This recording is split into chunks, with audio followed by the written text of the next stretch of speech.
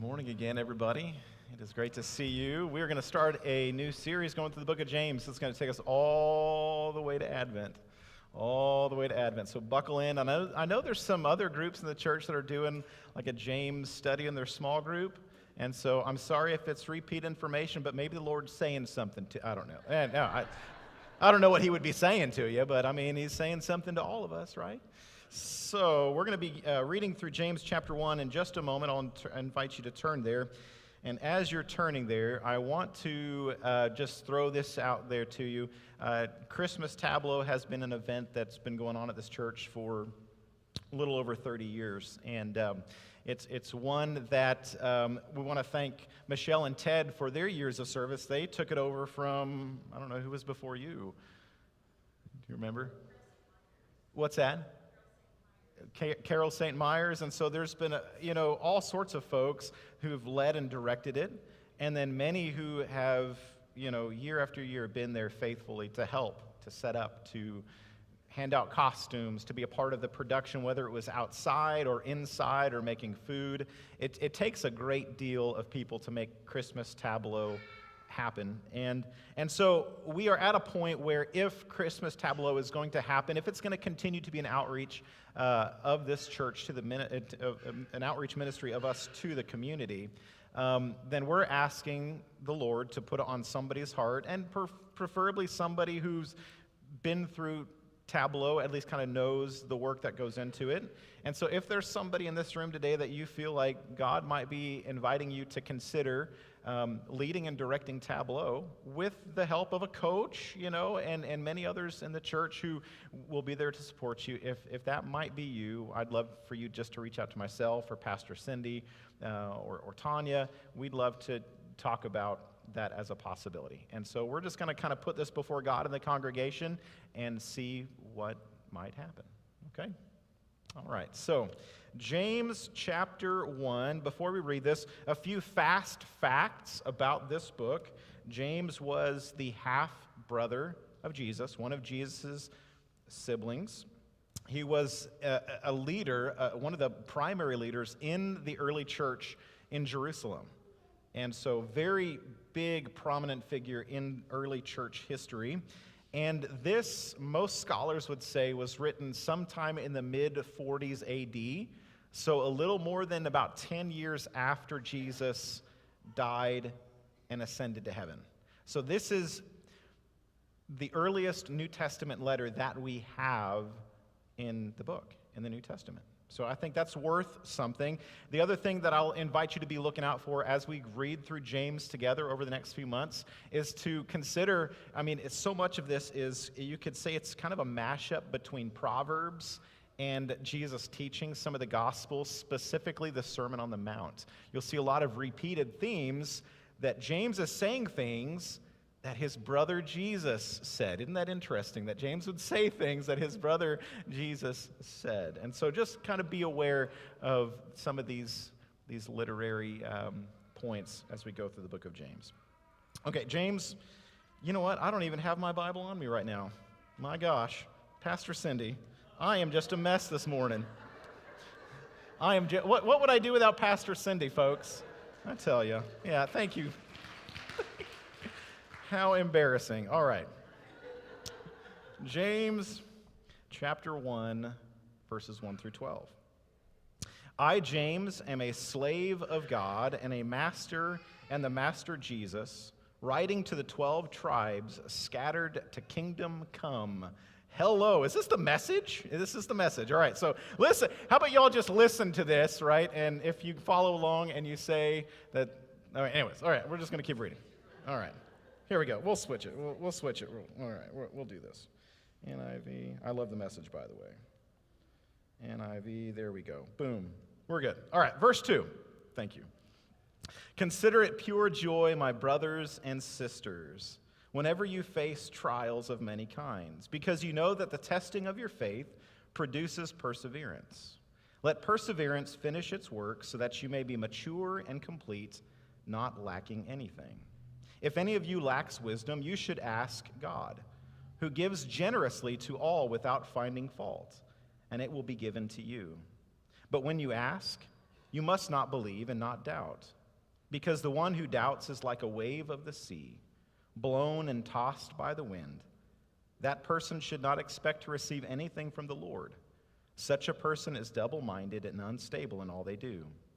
Believers in humble circumstances ought to take pride in their high position, but the rich should take pride in their humiliation, since they will pass away like a wildflower. For the sun rises with the scorching heat and withers the plant. Its blossom falls and its beauty is destroyed. In the same way, the rich will fade away even while they go about their business. Blessed is the one who perseveres under trial, because having stood the test, that person will receive the crown of life that the Lord has promised to those who love him. Thank you. Thank you so much. Appreciate that. So when we think of the word perseverance, today's message is entitled, Growing Up Means Growing in Perseverance. So when you think of the word perseverance, what feelings come to mind? What feelings arise? Is perseverance a positive word for you, or is perseverance maybe leaning more towards the negative side of things? We might say that perseverance is admirable, it's inspiring, and it's encouraging, right? When we hear of stories of people who have showed perseverance, one of my favorite stories of all time, one of my favorite nonfiction stories is the story of World War II a prisoner of war, Louis Zamperini. Anyone know who I'm talking about? Louis Zamperini, he was an Olympic runner before he went to World War II. He was captured in battle and ended up living through some terrible, terrible conditions. One of the books that was written about his life is called Unbroken by Laura Hillenbrand, and it is one of the best stories of perseverance that I have ever encountered in my life. I just invite you to check that out sometime. But when we think of perseverance, we wouldn't say that perseverance is a word that we would describe a lazy Saturday. Am I right? Would you use perseverance as a way to describe a lazy Saturday sitting around your house? The context where perseverance is found is among difficulty and struggle and resistance, all of which are scenarios that probably most of us in this room are not seeking out scenarios and situations where perseverance is required of us. I don't wake up in the morning, and I don't know about you, but I don't wake up in the morning in the hopes of getting into a situation where I'm going to need some perseverance to carry me through. Oftentimes, we will opt to seek the path of least resistance. And so James doesn't pull any punches. He comes out of the gate swinging. The first verse that we have, his first sentence, is just his greeting. And even in the greeting, it's still kind of talking about some perseverance, because he's greeting the Christians, the Jewish Christians who were scattered. In other words, they were scattered because of all sorts of difficult situations that forced them to move from their homeland. And so going into his second verse, James comes out swinging. He says, "Consider it pure joy, my brothers and sisters, whenever you face trials of many kind." I feel like I have to smile when I read that. Consider it a great joy, brothers and sisters, whenever you face trials of many kind. I like some of the other translations that go along with this verse.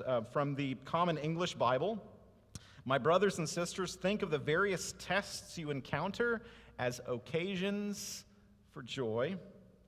From the Contemporary English Version, "My friends, be glad even if you have a lot of trouble." Be glad even if you have a lot of trouble.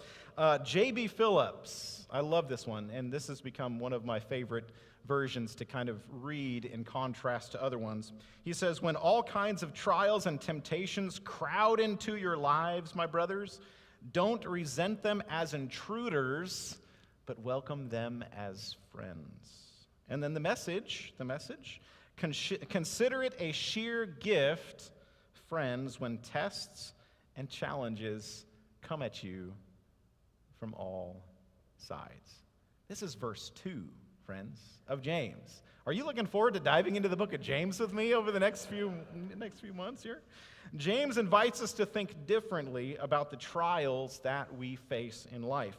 From our point of view and according to our wisdom, trials and temptations and testings, are to be escaped and to avoided at all costs. And maybe I'm just preaching from my perspective, but what James wants us to understand is that there is value in the difficult seasons of life. There's great value in going through trials and tests. And so this message series, the entire message series, is called Growing Pains. And we named it Growing Pains because it's cluing us into the fact that pretty much most growth that we will go through in our life will not happen without some sort of pain or discomfort. So we know this is true because if you think about human growth and development, just think about a baby who is teething, for instance. When a baby is, and when their gums are hurting because they're teething, they don't understand that it's necessary for this pain in order for the teeth to form in their mouth, to break out of their gums. They don't understand that after this pain, they're going to have these tools in their mouth that will enable them to eat some very delicious foods. Am I speaking anyone's language today? Anyone glad you went through the pain of teething back when you were a little baby? When we exercise, and I'm not an expert on muscles, as you can see, when we exercise, building muscle requires the breaking down of existing muscles and nourishing their healing with proteins and amino acids so that they will come back stronger before. So it's a breaking down of the muscle before the building of new and stronger tissue. So it's hard, it's very hard, and I would assume that you agree with me, to appreciate the value of trials in real time. In real time, it's hard to appreciate the value of trials. It's not until we get to a point where we are looking back on where we once were that we can appreciate the tests and the trials that have formed us and shaped us into something that Jesus is making us. And so verse 3, consider it joy. Consider it joy because you know the testing of your faith produces perseverance. So why should we be joyful? Because the testing of your faith produces perseverance. It's like the tree that's been growing for hundreds of years. Storm after storm, wind after wind, the tree stretches its roots lower and lower into the ground. I've heard it said that trees that are grown in a greenhouse, in a dome first, and then planted out in the real world have a greater chance of being uprooted from the soil than trees that started outdoors, that grew up outdoors facing the elements from the start of their life. I found this on the internet this past week from the Entrepreneurial Learning Initiative, and this is from one of their newsletters, and one of the things they were talking about was this idea that trees and plants that are grown in this sort of biodome, in order to give them least resistance. Listen to this quote, and we'll have the words on the screen here. When trees grow to a certain height, they would topple over, talking about these trees that were grown in the biodome. It baffled scientists until they realized they forgot to include the natural element of wind. Trees need wind to blow against them because it causes their root systems to grow deeper, which supports the tree as it grows taller. Watch an old, strong tree in the wind next time it storms. It sways and bends with the wind, remaining in flow with the energy around it. While the wind at times has the power to upend a tree, one that has gone through many storms will likely withstand many more, for its roots are deep and strong. The metaphor here is that to grow deeply, get this, to grow deeply, we cannot hide in a dome. We must live in the world around us. To grow those strong roots, we can't hide in a dome. We've got to live in the world around us. The trees need the wind in order to grow stronger. Isn't that something? That's an interesting concept. The trees need wind in order to grow stronger. The wind tells their roots, just go deeper. The wind tells the tree's roots, you got to go deeper so that when the next wind comes along, you're not going to be uprooted. And so the fact is, we don't live in that paradise that was once created that we read about in Genesis 1.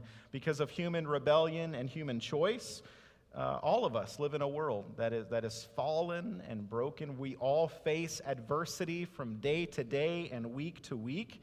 And so the question before us is, what is our mindset when we face trials and testings and temptations? Is there even the slightest hint of joy at what we are becoming, what Christ is shaping us into when we face trials and temptations and tests? I shared this scripture from Romans 5 a few weeks ago when we talked about risk-taking mission and service, and it goes perfectly with what James just said. This comes from Romans chapter 5. It says, Paul says, we also glory in our sufferings, because we know that suffering produces, there's our word, suffering produces perseverance, perseverance, character, and character, hope. I'm not naive to think that there's anybody in this room who seeks out suffering for suffering's sake. Is there anyone? You're just like, man, give me all the suffering I can take. Right? No, none of us want that, but we can glory in our sufferings knowing that there is no shortcut to maturity.